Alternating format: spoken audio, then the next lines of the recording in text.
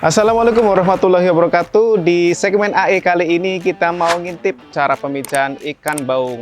Jadi kita sekarang lagi berada di hatchery. Ini hatchery patin sih, tapi bisa digunakan untuk ikan baung, ikan lele, dan ikan-ikan catfish lah ya intinya ya. Jadi hatchery ini posisinya kalau sahabat Potia TV pernah ke BBAT Jambi, itu posisinya di belakang gedung pelayanan. Di belakang gedung pelayanan, di sini kita ada situ ada pemberokan, di sini kita ada hatchery. Dia tertutup seperti ini karena untuk menjaga suhu. Jadi pintu ini biasanya senantiasa tertutup. Yuk kita langsung aja masuk, kita langsung intip. Silakan.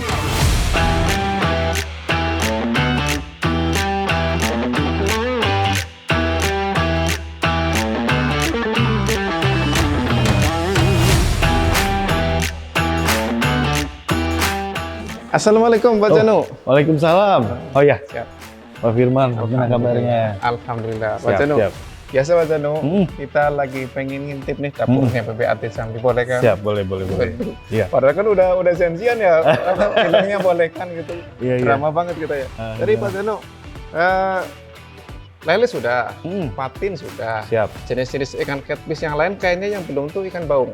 Oh iya, masih Nah. kerabat dengan catfish yang lainnya. Nah itu banyak yang nanya juga tuh, cara melin baung seperti apa. Oke, siap. Oke, nah ini mumpung nih ketemu, pas lagi ada kegiatan, Ya. Pak Janu juga lagi bisa menyempatkan diri dari kesibukannya. Nah kita interogasi aja beliau. Boleh, silakan. Pak Firman. Pak Janu, Gimana? sebelum kita masuk ke pembenihan Mm-mm. baung gitu ya, sebetulnya itu kan ada yang lagi mau stripping. Iya, betul. Tapi kita cerita dari start awalnya dulu, Pak Oke, Janu. siap. Gimana, Pak? Pas mau mijahin baung itu teknisnya gimana caranya tuh? Sebenarnya mirip dengan ikan lele. Ah. Jadi ya masing-masing juga tahapan awal adalah seleksi yang pasti. Iya. Seleksi induk, ikan baung yang siap untuk dipijahkan. Ah, Ciri-cirinya mungkin mirip-mirip dengan ikan lele gitu Ya. kan, dimana sehari sebelumnya induk harus dipuasakan. Jadi dipastikan bahwa induk-induk yang nanti kita seleksi memang benar-benar berisi telur, bukan berisi pakan. Kemudian kita cek di stripping, cek kondisi telurnya bagaimana. Kemudian kalau untuk jantan memang spermanya baung ini berbeda dengan ikan patin atau ikan lele. Dia spermanya bening putih. Oh gitu. Bening transparan, jadi tidak seperti lele ataupun patin yang putih, tapi kalau baung adalah bening. Itu yang paling gitu. bagus untuk dipijahkan. Itu setelah itu kita suntik Ya. seperti biasa dengan hormon perangsang. Ah, Kita biasa gunakan pakai Ovaprim ya. dengan dosis 0,7 untuk betina, 2 kali penyuntikan. Kalau lele 1 kali penyuntikan, baung ini masih relatif baru ya, jadi memang harus disuntik 2 kali penyuntikan. Iya. Begitu. Kemudian Interval waktu dari penyuntikan pertama ke 6 kedua? jam. Jadi kalau misalnya kita suntik kemarin jam 6 sore siap maghrib, nanti dini hari setengah 1 kita suntik. Nah paginya jam 7 atau jam 8 mereka sudah ovulasi. Oke. Iya. Lanjut Mas, tadi Mas. Siap. Betina, terus jantannya? Jantan kalaupun mau disuntik boleh, tidak pun tidak apa-apa. Oh gitu, jadi hukumnya sunnah aja Hukumnya gitu. sunat. Tapi kalau misalnya kita pas seleksi jantannya kurang tokcer nih, Ah, kita suntik dosisnya cuma sedikit paling 0,1. oh, pasti dia lebih sedikit dosisnya daripada yang betina itu. Iya, karena kalau betina kan untuk merangsang ovulasi ya. Kalau jantan kan untuk mematangkan spermanya saja. Iya. Jadi nanti disuntiknya berbarengan dengan penyuntikan kedua yang betina. Jadi nanti di dini hari itu disuntiknya bareng dengan betina. Dosisnya 0,1 mili per kilo induk jantan. Kalau perbandingannya gimana Mas Janu? Misal jantannya apa perbandingannya per ekor kah atau per Bobot. berat? Per berat Oh, biasanya. bobot itu Tapi ya. karena kita ngelakuinnya pemijahan buatan, jadi otomatis perbandingannya 1:1. Tapi kalau misalnya kawan-kawan ada yang melakukan pemijahan secara alami, sebaiknya berdasarkan ukuran. Karena ini Iya. tipikal ikan catfish tuh kalau misalnya ukurannya lebih kecil, nyerang gitu. Oh gitu ya. Apalagi kalau misalnya betinanya besar, jantannya kecil, jantannya kalah nggak mau, takut Karena mijah. KDRT Iya kan RT gitu kan.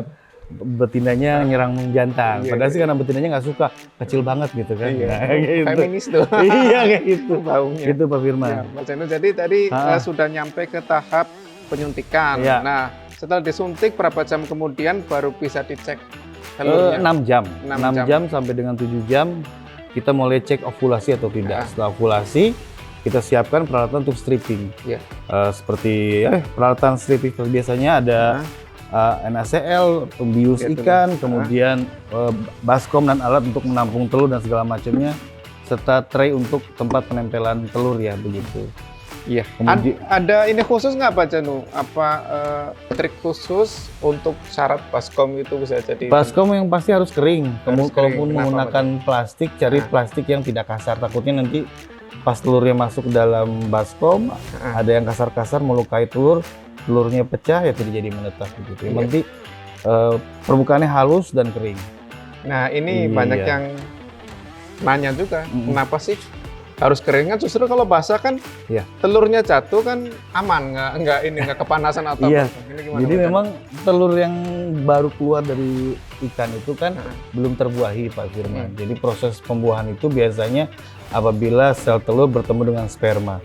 Pada saat telur kena air, itu nanti lubang tempat masuknya sperma itu akan tertutup. Oh, Sehingga betul. sperma tidak bisa masuk dan pembuahan tidak terjadi.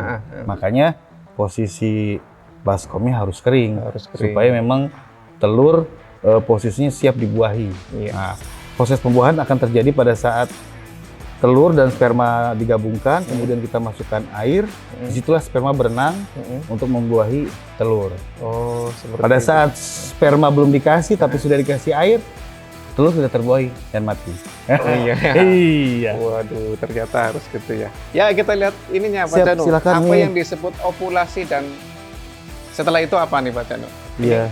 Ini ngapain? proses stripping Pak Firman. Jadi setelah dicek induk betina ternyata sudah mulai mudah untuk mengeluarkan telurnya, kita evaluasi untuk keluarkan telurnya.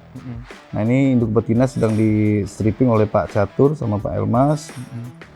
Nah ini, jadi kita urut perlahan. Ini sebelumnya dibius dulu ya ikannya supaya tidak berontak. Jadi dibius dengan ada bahan bius ya. Oh, Seperti itu. stabilizer namanya. Iya. Dulu.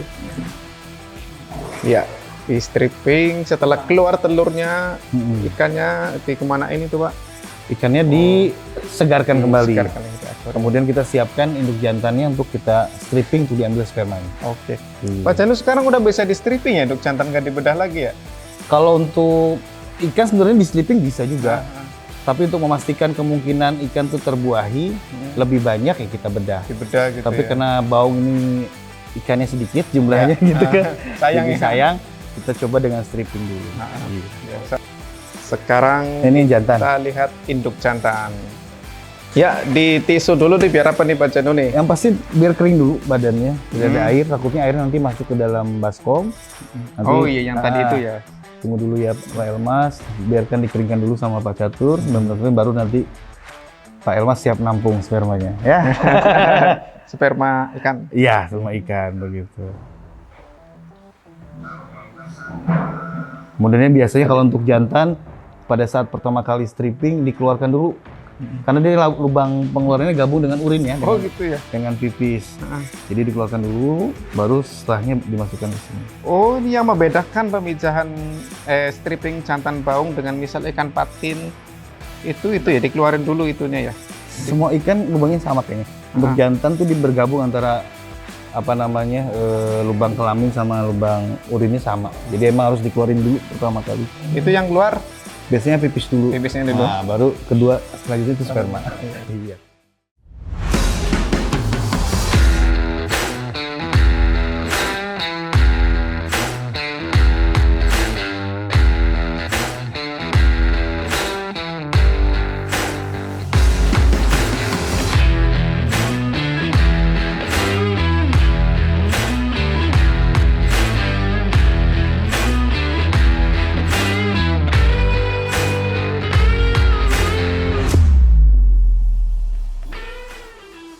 Langsung proses pembuahan. Pembuahan itu masukkan air ke dalam telur dan sperma yang sudah dicampur. Nah, sini terjadi proses pembuahan. Ini prosesnya cepat, biasanya proses memasuknya sperma ke telur, sekitar 1 menit langsung ditebar ke tray. Karena telur baung ini sama kayak lele juga, sifatnya menempel. Nah, Oh itu tray. Jadi pengganti kakaban ya. iya, bisa ijuk, bisa kakaban, bisa tali rapi ataupun yang lainnya, misalnya telur. Itu yang paling efektif berarti ya. Pakai ini ya. Kita pakai ini supaya mudah panennya saja. Jadi setelah menetas, kita tinggal angkat saja, pindahkan, tetap larvanya di dalam sini.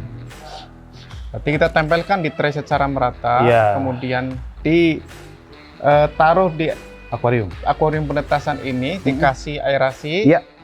Suhu harus dijaga juga. Suhu di sekitaran suhu ruangan 29, 28, Heeh. sekitar 24 jam sampai 26 jam menetas. Jadi besok pagi sudah menetas. Bisa menetas. Yang Iya. diambil traynya, bukan Nah, larvanya diserok. Besok pagi kita ambil traynya.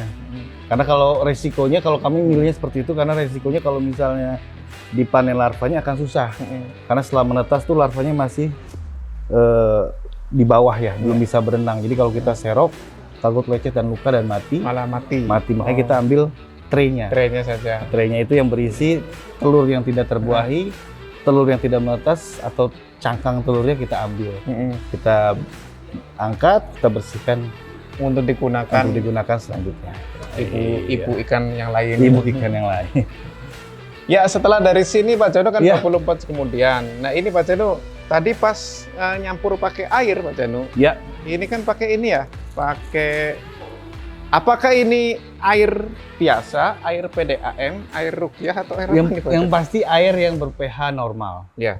Iya, jadi kalau misalnya mau pakai air yang pegunungan, ceritanya boleh. Bisa. Ataupun air sendiri dari mata air, boleh. Yang Iya. pasti kenapa kita milih Air mineral. air pegunungan, air mineral, karena untuk menjamin bahwa memang pH-nya di posisi netral Iya. gitu. Jadi ini Sobat Potia TV ini sebenarnya Iya. air yang Anda tahu sendirilah, mereknya terkenal. Karena Iya. nggak dapat, kita bukan brand ambassador ya. Iya.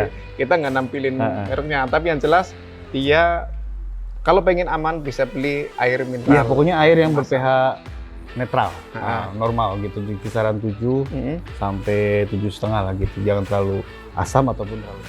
Jadi kalau air biasa tuh pada saat nanti tercampur proses pembuahan dengan telur dan sperma, kita kasih air biasa, telur cepat sekali gumpal. Mm-mm. Tapi kalau misalnya kita pakai air ini, air mineral yang posisi pH-nya netral, dia akan sedikit lebih lama sebelum menggumpal. Iya, iya. Itulah intinya kenapa. Dan juga memudahkan pada saat proses penebaran di substrat. Nah, Kalau di sini sudah gumpal, rada susah tuh nebarinnya. malah jadi kayak apa tuh? Odading apa nih? Iya.